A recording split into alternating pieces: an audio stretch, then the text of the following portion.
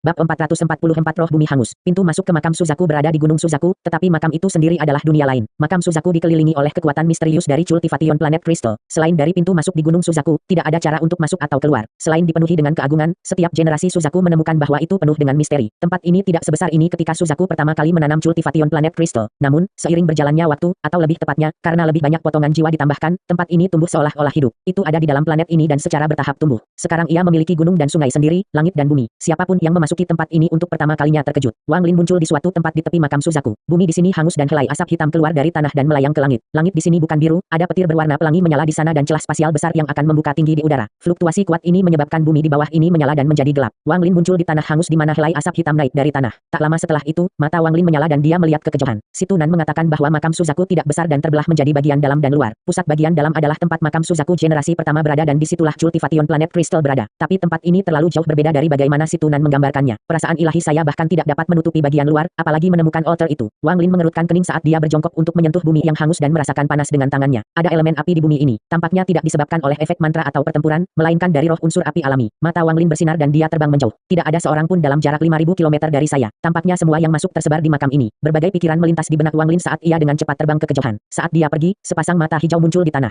Mata memancarkan cahaya misterius saat mereka melihat Wang Lin dan kemudian menghilang kembali ke tanah. Wang Lin dengan cepat terbang menuju ujung bumi yang hangus, tapi kemudian dia tiba-tiba berhenti dan mundur. Ledakan. Beberapa saat setelah dia mundur, pilar api biru diam-diam muncul di tempat Wang Lin. Api biru sekitar setebal seseorang dan itu menyebabkan suhu daerah segera meningkat. Gelombang panas yang diciptakan oleh api ini dengan cepat mendorong semua asap yang keluar dari tanah. Namun, asap hitam itu seperti hantu, setelah didorong menjauh, itu berubah arah dan masuk ke api biru bukannya terus melayang. Pada saat ini, adegan aneh terbuka di hadapan Wang Lin. Semua asap hitam dalam jarak 5.000 km terbang menuju api biru. Sejumlah besar asap hitam berkumpul di dalam nyala biru, lalu keluar dari nyala biru dan mengambil bentuk seperti tentakel. Saat Wang Lin mundur, matanya menjadi dingin. Dia menampar tasnya mengambil pedang surgawi, dan menebas tanpa ragu-ragu. Energi pedang berbentuk setengah bulan terbentuk dan menyerang ke arah api biru seperti badai yang dahsyat. Pada saat ini, asap hitam dengan cepat berkumpul untuk membentuk perisai untuk melindungi api biru. Ledakan. Suara yang menghancurkan bumi berasal dari perisai saat runtuh. Energi pedang menyusut sedikit ketika menembus perisai dan kemudian mendarat di api biru. Retakan setebal lengan muncul di api biru dan helai asap hitam keluar dari celah itu. Api biru bergerak, menyebabkan sejumlah besar asap hitam berkumpul di sekitarnya dan menutup celah. Semakin banyak asap hitam berkumpul, nyala api biru mulai berubah hingga berbentuk manusia. Itu tampak seperti anak berusia 8 atau 9 tahun. Seluruh tubuhnya mengeluarkan asap hitam dan matanya benar-benar gelap. Itu menatap Wang Lin dan tersenyum bahagia. Jangan, tinggalkan, bermain denganku. Hanya waktu singkat telah berlalu sejak Wang Lin mengayunkan pedang dan nyala api telah mengambil bentuk seorang anak. Wang Lin dengan dingin menatap anak itu. Dia bisa mengatakan sekilas bahwa itu bukan binatang iblis tapi roh api yang menciptakan panas ini. Wang Lin dengan dingin berkata, enyahlah. Dia terbang melewati anak api dan hendak pergi. Jangan pergi, anak itu melambaikan tangan kanan dan bumi sebelum Wang Lin mulai bergemuruh. Bumi tiba-tiba naik, menciptakan dinding setinggi 1000 kaki untuk menghalangi Wang Lin. Wang Lin mengerutkan kening. Tubuhnya tiba-tiba menghilang dan ketika dia muncul kembali dia berada beberapa puluh ribu kilometer jauhnya dari bumi yang hangus. Anak itu melayang ke tepi bumi yang hangus dan memandang Wang Lin. Namun, itu tidak mengambil langkah di luar. Itu jelas terbatas pada bergerak di dalam bumi yang hangus. Mata hitam anak itu menatap Wang Lin. Mata gelap ini memancarkan perasaan menyeramkan. Tiba-tiba meraung dan kemudian melompat ke udara dengan tangan terbuka. Sejumlah besar asap hitam keluar dari tubuhnya. Asap hitam ini seperti sekelompok naga. Setelah terbang, memasuki bumi hangus. Suara gemuruh datang dari daerah 5.000 km bumi hangus dan bumi hangus mulai bergerak maju. Wang Lin pingsan saat dia dengan dingin menatap anak itu. Tanpa sepatah kata pun, dia berbalik dan terbang. Ketika anak itu melihat Wang Lin semakin jauh, ia mulai panik. Itu meraung beberapa kali lebih banyak ketika asap hitam keluar dari tubuhnya dan menggali ke dalam tanah, menyebabkan bumi hangus bergerak lebih cepat. Namun, ini tidak bisa dibandingkan dengan kecepatan Wang Lin. Melihat sosok Wang Lin perlahan menghilang di kejauhan, wajah anak itu dipenuhi dengan permusuhan. Itu mengeluarkan auman besar ke langit, lalu tubuhnya runtuh menjadi bola api biru dan kembali ke bumi yang hangus. Bumi hangus mulai bergetar hebat dan kemudian tiba-tiba mulai mengembang lagi. Kali ini tidak bergerak, tampaknya membentangkan diri menjadi garis yang bergerak maju dengan langkah menakutkan. Saat Wang Lin terbang, matanya menjadi dingin. Dia berbalik dan melihat garis mengejarnya seperti naga. Di depan garis ini ada bola api biru dengan mata aneh anak itu. Kamu sedang mencari mati. Wang Lin tidak menggunakan energi spiritual surgawi dalam ayunan itu sebelumnya. Dia mengeluarkan giok langit dan menyerap semua energi spiritual surgawi di dalamnya. Lalu matanya melepaskan cahaya keemasan saat dia perlahan mengangkat pedang surgawi. Pedang surgawi melepaskan cahaya keemasan karena dipenuhi dengan energi spiritual celestial dan kemudian Wang Lin mengayunkan ke bawah. Satu ayunan pedang surgawi seperti hukuman ilahi. Kekuatannya beberapa kali lebih kuat dari sebelumnya. Energi pedang bergerak lebih cepat dari kecepatan suara dan dengan cepat mendarat di bumi hangus yang sedang mengisi ke arahnya. Ledakan. Bumi bergetar dan pada saat energi pedang mendarat, retakan muncul di bumi yang hangus. Retakan dengan cepat menyebar dan dalam sekejap mata, bumi hangus ditutupi dengan retakan. Wang Lin berbisik, hancur. Dengan suara keras, garis tanah hangus hancur dan kotoran berterbangan ke segala arah. Pada saat ini, kekuatan misterius keluar dari setiap titik di bumi yang hangus ini. Ekspresi Wang Lin aneh ketika dia mengulurkan tangan dan menangkap beberapa noda tanah. Setelah memeriksanya, dia berbalik dan cepat-cepat pergi. Tak lama setelah dia pergi, bintik-bintik itu mulai berkumpul sekali lagi. Tidak butuh waktu lama bagi bumi yang hangus untuk mereformasi dirinya sendiri. Anak itu melihat ke arah kemana Wang Lin pergi dan mengungkapkan ekspresi frustrasi yang mendalam. Jangan pergi. Anak itu tiba-tiba berbalik dan melihat seberkas cahaya terbang ke arahnya. Tiba-tiba joy memenuhi mata anak itu. Setelah meninggalkan bumi hangus jauh di belakangnya, ekspresi Wang Lin sangat suram. Dia sekarang yakin bahwa anak yang terbuat dari api bukanlah roh api. Jika itu adalah roh api, maka tebasan pedang itu seharusnya menghancurkannya, tetapi serangan yang mengandung energi spiritual surgawi temui hanya membuatnya runtuh dan tidak menimbulkan.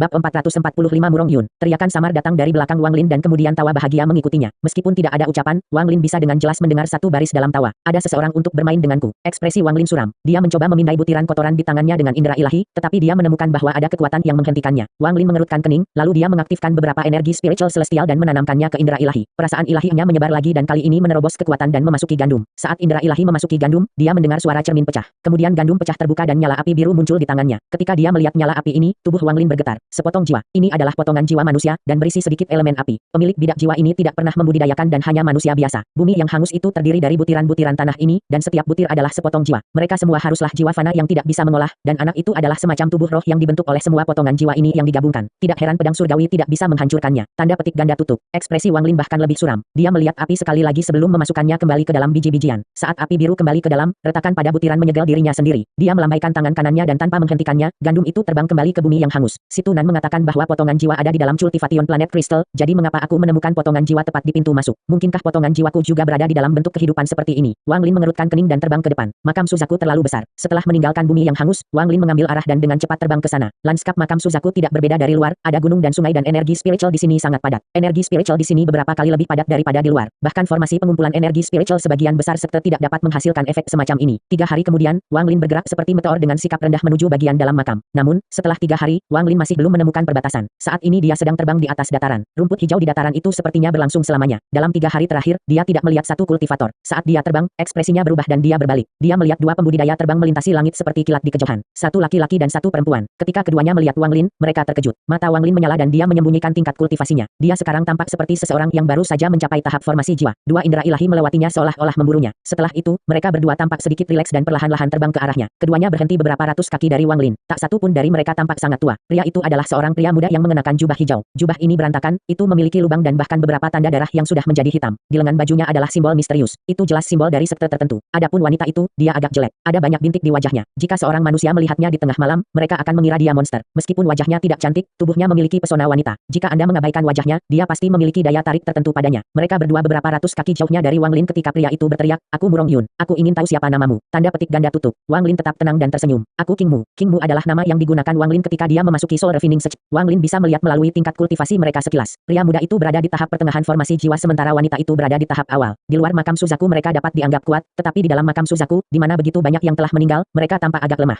Mereka hanya bisa masuk karena mereka sudah berada di negara Suzaku ketika makam Suzaku dibuka. Jika mereka tiba beberapa hari kemudian, maka tidak mungkin mereka mendapat kesempatan untuk masuk. Murong Yun dengan hati-hati memeriksa Wang Lin dan berkata, "Apakah sesama kultivator baru saja mencapai tahap formasi jiwa?" Wanita itu memandang Wang Lin dengan sedikit kedinginan. Wang Lin samar-samar tersenyum. "Itu betul. Saya baru saja mencapai tahap formasi jiwa." Tanda petik ganda tutup. Murong Yun dengan hati-hati memeriksa Wang Lin. Setelah mengkonfirmasi bahwa dia benar-benar berada pada tahap awal formasi jiwa, dia sedikit santai dan berkata, "Rekan pembudidaya, tempat ini terlalu berbahaya. Bagaimana kalau kita bekerja sama? Semakin banyak orang yang kita miliki, semakin aman itu, dan kita akan memiliki peluang lebih tinggi untuk mendapatkan kembali jiwa kita." Tanda petik ganda tutup. Wang Lin merenung sedikit dan berkata, "Setelah mendengar rekan kultivator berbicara, Anda tampaknya percaya diri untuk mendapatkan kembali jiwa Anda." Saat Wang Lin berbicara, matanya menyala tanpa ada yang memperhatikan. Murong Yun tertawa dan berkata, "Rekan King, kamu tidak tahu, tapi aku berada di antara gelombang pertama yang memasuki makam Suzaku. Saya secara pribadi melihat bagaimana Qian Feng dan dukun berdaun 8 klan abadi yang memasuki bagian dalam. Jika bukan karena fakta bahwa tingkat kultivasi saya tidak cukup tinggi, saya akan sudah masuk ke bagian dalam." Tanda petik ganda tutup. "Oh," Wang Lin tersenyum samar. "Bagaimana Qian Feng dan mereka masuk?" Murong Yun tersenyum misterius dan berkata, "Saya hanya bisa memberitahu saudara King bahwa pintu masuknya adalah altar. Mereka mencari waktu yang sangat lama dan akhirnya pergi ke ruang ganti. Namun, lokasi altar itu terpencil dan sangat berbahaya. Kita perlu menunggu lebih banyak orang sebelum kita pergi, maka kita akan memiliki kesempatan yang lebih baik." Tanda petik ganda tutup. Mata Wang Lin tenang. Dia memandang orang ini, sedikit tersenyum, dan mengangguk. Saat keduanya berbicara, wanita di sebelah Murong Yun berkata, "Tidak perlu bicara lagi omong kosong." Dengan itu, dia terbang pergi. Melihat punggung wanita itu, Murong Yun menghela nafas dan berkata, "Dia terlihat seperti wanita cantik dari belakang. Sayang sekali." Dengan itu, dia menggenggam tangannya pada Wang Lin dan mengikuti di belakangnya. Wang Lin menggosok dagunya dan perlahan mengikuti di belakang mereka berdua. Dia kadang-kadang akan mengarahkan pandangannya pada Murong Yun. Tanda di lengan bajunya dan tanda darah hitam di pakaiannya membuatnya merenung. Saat mereka terbang, Wang Lin dengan tenang bertanya, "Rekan pembudidaya Murong, bahaya apa yang ada di altar?" Sedikit ketakutan muncul di mata Murong Yun saat dia menarik napas dalam-dalam dan berkata, "Aku hanya melihatnya dari kejauhan. 3 dari dukun 8 daun dan 2 monster tua transformasi jiwa mati. Bahkan setelah mereka semua mati, saya tidak pernah melihat musuh. Tanda petik ganda tutup. Wang Lin mengungkapkan senyum yang bukan senyum dan berkata, dengan sedikit ejekan, rekan kultivasi keberuntungan Murong cukup bagus. Murong Yun terkejut ketika mendengar ini, lalu dia tersenyum waspada dan berkata, aku benar-benar jauh dan melarikan diri segera, jadi aku tidak terjebak dalam pertarungan. Namun, satu hal yang saya yakini adalah bahwa ada keberadaan kuat di sana yang sangat berbahaya. Kami membutuhkan lebih banyak orang untuk memiliki kesempatan masuk. Tanda petik ganda tutup. Wang Lin menatap Murong Yun dengan senyum aneh di wajahnya dan tidak lagi berbicara. Hati Murong Yun tenggelam. Dia memandang Wang Lin lagi sebelum berbalik dan melanjutkan. Mereka bertiga terbang sangat cepat melintasi dataran dengan wanita jelek di depan. Pada sore hari kedua, wanita itu berhenti. Dia melihat ke kejauhan dan dengan dingin berkata, ada seseorang di depan. Saat dia berbicara, sebuah pedang menembus udara dan menyapu mereka. Saat energi pedang yang ganas mendekat, aura dingin mengelilingi daerah itu. Pedang terbang putih dengan cepat mendekat. Orang di pedang itu adalah orang tua dengan rambut abu-abu mengenakan jubah abu-abu, tetapi dengan mata seperti kilat. Ekspresinya sangat suram dan terus memandang ke belakang. Mata Wang Lin menyala. Sepintas dia bisa tahu apa yang salah. Sebuah sambaran petir memutar mengejar orang tua itu. Bau petir tampak hidup dan mengejarnya dengan erat. Saat dia melarikan diri, akal ilahi orang tua itu menyapu mereka bertiga dan dia berseru ketika tatapannya mendarat pada Wang Lin. Wang Lin telah melihat pria tua ini sebelumnya. Dia adalah salah satu dari 16 pembudidaya transformasi jiwa di luar makam Suzaku. Level kultivasinya berada pada tahap awal transformasi jiwa. Dia tidak berhenti dan dengan cepat berkata, rekan pembudidaya, mundur dengan cepat. Hal itu sangat aneh. Tanda petik ganda tutup. Tepat pada saat ini, Murong Yun dengan santai melihat hal yang mengejar orang tua itu. Tatapannya sangat biasa, tetapi sambaran petir segera berhenti dan menderu ketidakpuasan sebelum berlarian dan pergi. Segalanya terjadi dengan sangat cepat. Jika bukan karena fakta bahwa Wang Lin telah memberikan perhatian khusus kepada Murong Yun, dia tidak akan melihat apa yang baru saja terjadi. Petir dengan cepat menghilang. Bahkan orang tua di pedang terbang itu terkejut. Dia berhenti, melihat ke belakang, dan alisnya bersatu rapat. Murong Yun bergerak beberapa meter. Dia menggenggam tangannya dan berkata, Junior. Murong Yun menyapa senior. Pria tua itu dengan dingin menatap Murong Yun dan mengabaikannya. Tatapannya mendarat pada Wang Lin saat dia menggenggam tangannya dan berkata, terima kasih banyak, rekan pembudidaya Cheng. Setelah berpikir sebentar, dia tidak tahu mengapa benda itu berhenti mengejarnya. Pada akhirnya, dia berpikir bahwa itu ada hubungannya dengan Cheng Niu ini. Bagaimanapun, Cheng Niu sangat terkenal, jadi dia harus memiliki beberapa mantra yang kuat. Saat dia berkata sesama kultivator Cheng, wanita yang tampak jelek tiba-tiba berbalik dan dengan hati-hati menatap Wang Lin. Wang Lin samar-samar tersenyum dan menggelengkan kepalanya. Itu bukan saya. Mata lelaki tua itu sedikit menyipit dan dia tersenyum. Jangan bicara tentang ini. Saya Mu Yunhai. Apakah sesama pembudidaya Cheng memiliki petunjuk tentang memasuki bagian dalam makam?